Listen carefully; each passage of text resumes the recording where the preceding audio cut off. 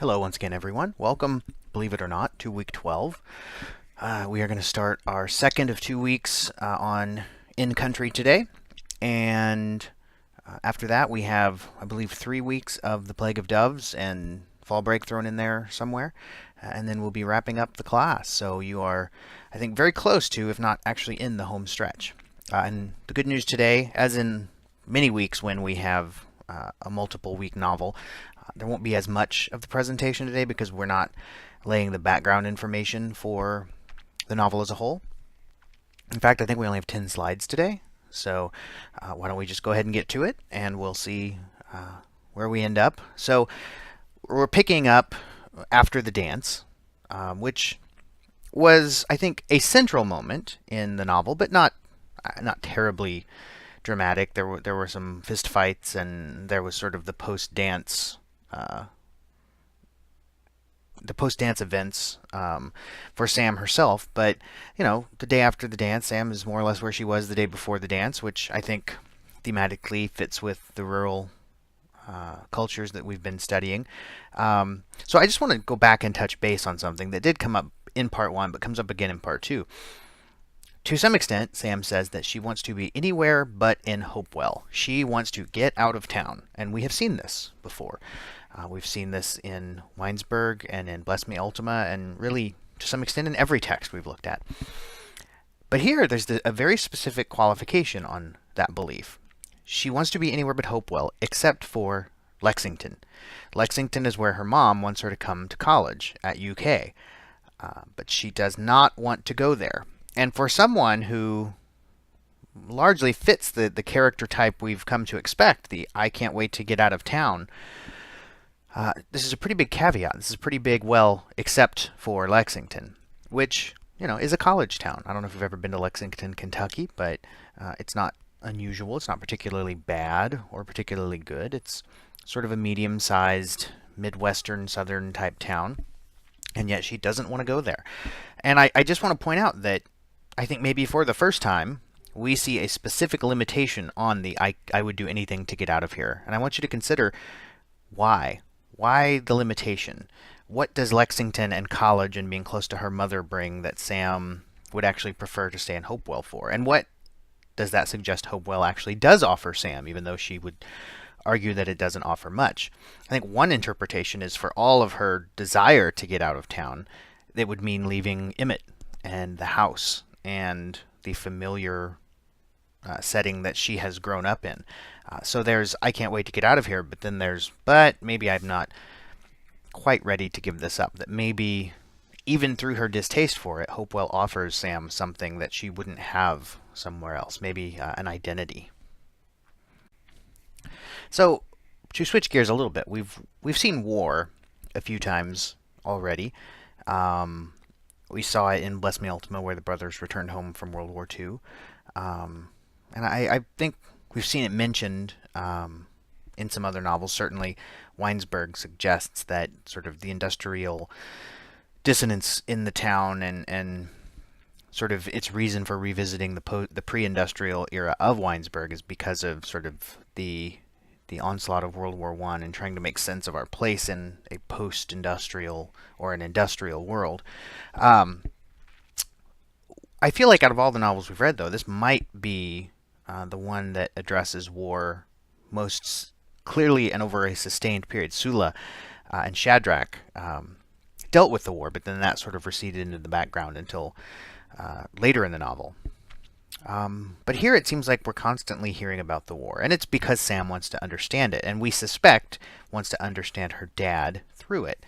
But I pulled this passage out on 171 because I think it touches on a few things about war and how war has affected, or maybe hasn't affected, Hopewell specifically. So Irene, Sam's mom, says of Emmett, who went to the war, I don't think Emmett knew beans when he went into the army.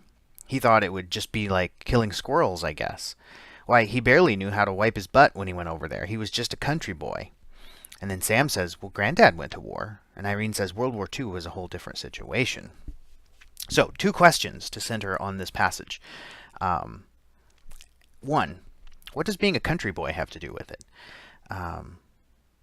Well, I think there are a lot of answers to that, but one is that, a country boy in the 60s, 70s in Kentucky would have had very little reason to be plugged into the larger geopolitical world. If you live in the city, you're going to see stuff about the war in the newspaper every day. People are going to be more worked up about it. In a rural place like Hopewell, not that those things wouldn't, to some extent, happen, but you're much more insulated from it. So when Emmett went off to war, he went off to war not knowing as much about what he was getting into, and that was partially a product of his rural, less connected upbringing. Remember, the world that Emmett would have lived in Hopewell, before he joined the war, would be very different than the media and brand name saturated world that Sam is living in here in 1984. And this also points out that World War II was different. That somehow Granddad going to war in World War II was very different than Emmett and Sam's father going to war in Vietnam. And this is not a history class, so I'm not going to overextend an explanation of that. But there was a sense when men went off to fight in World War II from the United States that they were going off to do something great and necessary, defend the world against the Axis powers. And when soldiers went off to fight in Vietnam very quickly because of the way the war was handled, people here viewed that as maybe not as noble, and not as worthy of praise.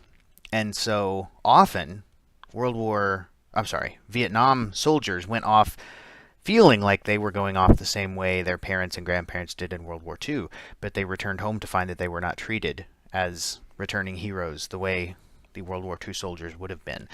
And that, even in small towns like Hopewell, had an impact on not just the town and the culture, but the individuals. Emmett is, I think, partially who he is in this novel because of that return. Okay, shifting gears again. By the time we get to the reading for this week, we've learned that Dawn, Sam's friend Dawn, is in fact pregnant. And Dawn seems to have sort of very quickly made her peace with it, and she's almost excited about it. Sam, on the other hand, is not excited about it and is very resistant, and really gets sort of not unpleasant, but sort of snide with Dawn in talking about it a few times. For example, on page 177, she says, "No, having kids is what everybody does. It doesn't take any special talent," as if getting pregnant is not a special or amazing or important thing. And you may have found yourself asking the question, and I know I did the first time I read the novel, why is Sam resisting this baby, this pregnancy of Dawn's, so strenuously?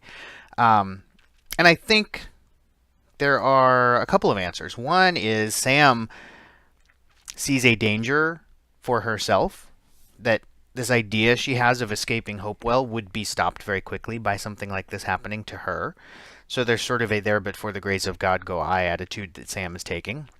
But I think it's also due to lines like this one specifically, the suggestion is that this is sort of what people, and especially girls, maybe do in Hopewell. That it's not unusual for a teenage girl to get pregnant and sort of have the rest of her life sort of dictated by that. And Sam is resistant to that because Sam is sort of unusual in Hopewell, and she lives in an unusual circumstance and has an unusual uncle. And so she is unusually resistant to something that is, I think, certainly not only rural, but certainly is recognizably rural in some ways. The sort of, someone's mom got pregnant with them when they were a teenager, then they get pregnant with somebody when they were a teenager. This is a familiar sort of tune in many rural places. And I think Sam, because she's resistant to the rural generally here, is resistant to this aspect of it as well. I would actually also argue that Sam doesn't come across particularly likable in this resistance. I think this is one of the most teenagery aspects of Sam in the novel. She's very interesting and sort of unique and worth really considering when she's trying to figure out the whole Vietnam thing. And then at other times, she is sort of a typical self-centered teenager. I don't want this to happen to me because I want to live my life. Not that that's wrong, but it does feel very stereotypically teenagery, I think. one of the more interesting aspects of the second half of the novel is that Sam finally comes across or gets to read two artifacts that her father left behind. One is a packet of letters that he mailed to Sam's mother while he was in Vietnam, in country. And the other is a journal that was given to Sam's father's parents after he was killed in Vietnam. And Sam reads both of them, not at the same time, but shortly. She reads the letters first, and then she reads the journal next.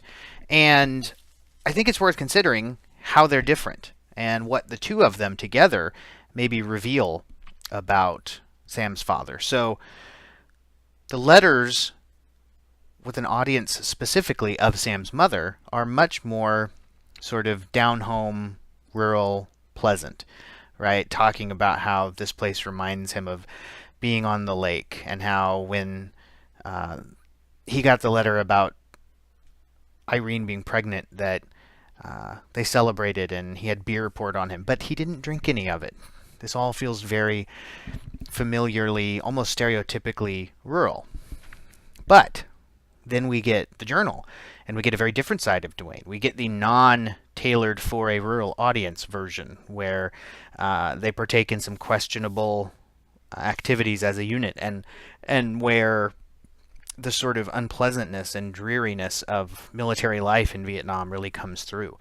And I think it's very easy to read the journal as more authentic than the letters, but I think that's a little unfair, because Sam's father is very much of Hopewell. He is from a rural culture. I think the letters are sort of his best version of himself, the version of himself that he wants to be remembered as. And the journal is more, I think it still has rural underpinnings, the sort of hopelessness, the I can't believe I'm even doing this, is also a product of the relatively innocent upbringing that her father had. So I think it's important to look at the letters in the journal not as sort of the false and the real version of him, but rather more than one real facet of him. And as part 2 continues, we more and more start to see Sam not only trying to make sense of Vietnam as a way to understand her father, but we start seeing Sam allowing Vietnam to become, for lack of a better description, sort of the organizing principle of her life here in Hopewell. That Sam is trying to understand her own life through the lens of Vietnam. Now, objectively, sitting back, reading the book, it's very easy for us to say, well, that's a crazy idea. That's not even possible. But we still watch her do it. So, for example, on page 184, we get this. The jungle was closing in, and even the maple trees on Maple Street seemed as though they might be hiding snipers. Since Dawn got pregnant, Sam had been feeling that if she didn't watch her step, her whole life could be ruined by some mischance, like sniper fire. So here she's really conflating war, the war in Vietnam, to being a teenager, symbolically. Because Dawn getting pregnant is sort of the unexpected thing that completely changes the life of a teenage girl in Hopewell, and she here is equating it with walking through the jungle and never seeing the sniper coming until it's too late. Now, I think this works in spite of itself. I mean, I think that, Sam can be read as just sort of being overly dramatic, but I also think it works because the novel is really about these two things. It's about this war that she can never understand, and it's about this teenage rural life in Kentucky that she can't help but understand. And the way they are conflated here becomes symbolically very rich and interesting. Yeah, I think that's all I have to say about that. So, eventually, even though we met her in part 1, when we flash back, we don't get a lot of Mama through most of the central section of the book. But finally, after Sam gets her car and goes out to the farm to visit her paternal grandparents, we do finally get to see Mama and Pop and get to know them a little bit. And Pop is sort of asking Sam about going to college at UK. And Mama says this. She says, "Leave the child alone. If she went up there, look how she might turn out. I think it's fine when children want to stay where they was brought up. Bill Wholesom's boy over yonder has to pay $300 just to fly home every Christmas. It's a shame. Bill never gets to see his grandchildren. So, how does this passage spoken by Mama compare with other views of leaving home we've seen? We've often seen the character like Sam, who can't wait to get away. And we've also seen the character who seems very happy where they're at. But I think this might be the first time we see the character who wants people to stay where they are, that really sees much more of a negative light of leaving home and the complications, I think Mama would say, the unnecessary complications that it brings forth. So if you're keeping tabs in your notebook of the different kinds of rural types that we're seeing, I think you can sort of add this character personified by Mama. Not the I can't wait to get out of here, but also not quite the I really want to stay here, but the I think people would be better off if they generally just stayed. And this, of course, feeds into that idea of the rural as being resistant to change. Well, when people just pack up and leave, and then only get to come home by spending $300 on a plane ticket, that affects the culture. And I think that is something Mama would prefer not to see happen.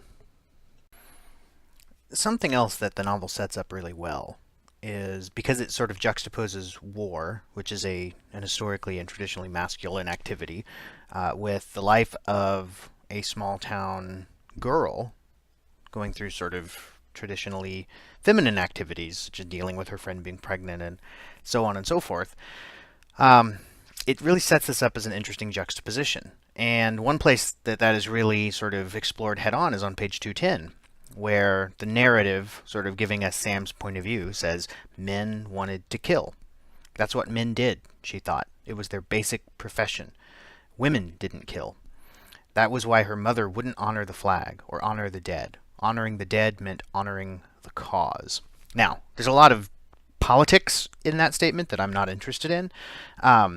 But what I am interested in is the fact that Sam's engaging in some traditional gender norms here. That it is the purview of men, of the masculine side of the human race, to fight and kill and war. And it is the feminine side of the human race, the women who mourn and deal with loss and can't, to some extent, understand war. Are we, first of all, do we agree that that's what maybe this passage and others like it are exploring? And if so, are we convinced by what Sam is suggesting here, that somehow there is a sense that men will not understand what women can, in the rural certainly, but more universally as well? And why would she be suggesting that if one of her main purposes in the novel is to understand war, to understand what here she seems to be saying that she is not able to understand? So how do we deal with that sort of cognitive dissonance? I don't have an answer for you on this slide. I can't tell you exactly what this all adds up to, but I think it's one of the most interesting parts of the novel because it does set up that juxtaposition and explore it. This would be a very different novel if the main character were a young man than if it's Sam. And finally, in her attempt to understand the Vietnam War and maybe her father, or at this point, possibly even just war in general, Sam reaches what I think to some extent, maybe not is not the climax of the novel, because to some extent the full final climax comes at the very end in part 3. But at least in the sort of climax of the main body of the novel in part 2, Sam goes out to the dock at Kaywood's Pond, and she is upset at Emmett for maybe participating in the things that she has read in her father's journal. Not directly, they weren't stationed together, but sort of him being part of that world that she sees described there, and so upsetting. And she goes out presumably to sort of try to experience life in country, in the jungle. Now, clearly, Hopewell has no jungle, and a pond outside of a town in western Kentucky is not the same as Vietnam. And I think Sam knows that, but it's what she has. And in the sort of fairly climactic moment of her waiting alone to try to make sense of it, we get this. She waited. She thought he was going to come out with some suppressed memories of events as dramatic as the one that caused Hawkeye to crack up in the final episode of MASH. But nothing came. So I stand slightly corrected. This is after Emmett arrives, and she waits for him to have it all make sense, to make it all add up to something. And the reason she expects that, to some extent, is because she has watched the character of Hawkeye on the TV show MASH have that moment after finally sort of making sense of things. And so in this climactic moment, Sam can't make sense of things through popular culture. The tool, the lens that she has used through the whole novel to try to make sense of things. The Vietnam War is MASH, and her sort of teenage wonderiness is, Bruce Springsteen's Born to Run. She's always been able to sort of cling to these pop culture references to make sense of things, and yet here they fail her because Emmett doesn't do what Hawkeye did. So I think it's important to ask yourself, what does this mean? And how does it affect our view of the popular culture throughout the novel? Is the suggestion that some basic way to understand the world on a more human level has been lost by using these cultural references instead? And so in this moment, is Sam actually failing by not being able to make sense of this through MASH, or is that rather the first step to her finally really being able to make sense of the Vietnam War? I think it's an important question.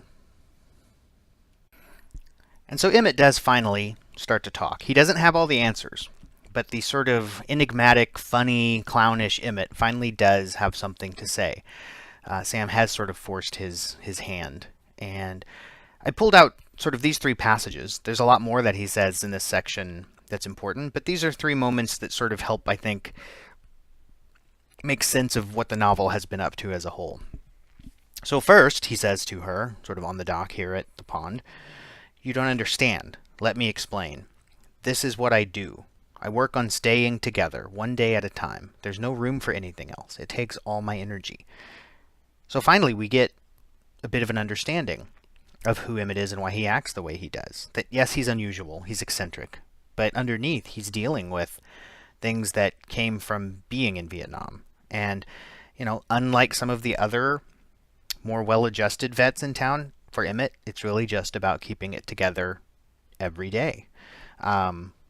And to some extent, the sort of small-town rural existence affords him that ability. Yes, the neighbors all sort of cluck at him and wonder what he's up to, but they mostly let him be the person he needs to be to make sense of that, in ways that maybe we could imagine not being as available in other settings.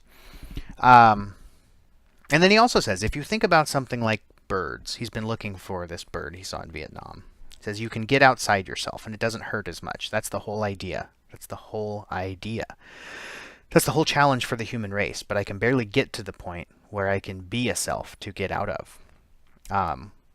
So this sort of desire to see this bird that has sort of popped up now and then in the novel really does have a purpose. It's almost a type of meditation for Emmett to try to get outside of himself, to make sense of the world. And he even argues that that's the whole idea for anyone, is to get outside of yourself, to become less self-centered.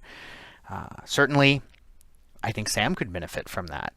She is, I think, a fairly enlightened teenager. She seems brighter than a lot of teenagers, but she still is pretty self-centered. This is about making sense of the world for her and deciding things for her. And Emmett's suggestion here is there's more to life than that. And then finally he says, I came out here to save you, but maybe I can't. Maybe you have to find out for yourself. You can't learn from the past. The main thing you learn from history is that you can't learn from history. That's what history is. That's a very enigmatic statement, and there are dozens of ways you could interpret that. But since this is a rural literature class, I think the idea of trying to interpret it through that lens is useful. We've talked again and again about how rural places, Hopewell for one, but many of the others, venerate the past, don't want change. But here, Emmett complicates that. When he says you can't learn from the past, that history is something that you can't learn from, that, I think, complicates this idea of trying to maintain the history in smaller rural places. That maybe there is something to be said for rural places to not get bogged down in their past and to look forward. And lastly, we return to part 3. and we see Sam and Emmett and Mama's journey to the wall in DC sort of come to its end, and they do arrive at the wall and they do see it. Um, it's worth keeping in mind, especially in 2015, where this Vietnam Memorial Wall in DC feels very much like any other memorial in DC, that in 1984, when they were going there, it would have just been completed. This would be a very notably different memorial. It's not sort of big white marble columns like Lincoln or Jefferson or any of the other memorials in DC. This is, if you've ever seen it, and if you haven't, you should Google an image. It's sort of a black scar cut into the side of a hillside in the park area of central Washington, D.C. And they're traveling here. They would have been some of the first people to do so. And so because of that, it clearly serves as a major symbol for the conclusion of the novel. But how do we read this symbolism? Certainly there's the symbolism of the memorial itself being black, being minimalist, being cut into the hill instead of built on it, much like a scar. But I think it has different symbolism for all of them. Certainly traveling there and trying to reach closure, whether they get it or not, for the death of Sam's father. I mean, there's a reason that it's Emmett and Mama and Sam, right? They've all been affected directly by this war. Mama lost her son, Emmett was there and suffered through it, and Sam lost her father. So journeying to this memorial where every casualty's name is listed on the wall, every soldier killed in action is listed on the wall, has powerful symbolism. And I don't think it's necessarily uplifting. I also don't think it's necessarily a downer of an ending. I think there's room for multiple interpretations. I don't think I can offer you a single interpretation of this ending, but I think I can end our discussion of In Country by giving you maybe the central question to consider here. Do Sam, Mama, and Emmett find what they have come all the way to Washington, D.C. to find? Well, what did they come looking for in the first place? I don't think that they all three came looking for the same thing. Emmett is last seen sort of sitting cross-legged against the wall with sort of a smile on his face. He seems to have found some contentment. Sam sees someone with her name listed on the wall, and that certainly brings home this entire need to understand war, and it suggests that even if she had been male, even if she had been able to go fight in the war, she might not understand it any better. She might be this name on the wall. So, as a whole, In Country offers, I think, the most modern look yet of a rural location that we've seen. It explores in the most depth yet the effect of war on smaller rural communities. And I think it also serves, much like Bless Me Ultima, and to some extent Weinsberg, as sort of a coming-of-age story, a Bildungsroman, if you happen to know that term from, sort of literary studies. But if not, all it means is sort of coming of age, growing up, a story about growing up in this small rural place.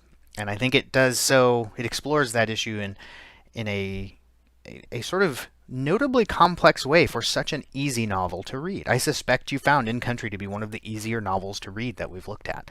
And that can be sort of, it can make you feel like what it has to say is also simple when it really isn't. So, I don't know if that was the world's greatest wrap-up, but that's where we're going to stop. So that's In Country. Next week, we're going to move on to The Plague of Doves. So get started on that reading.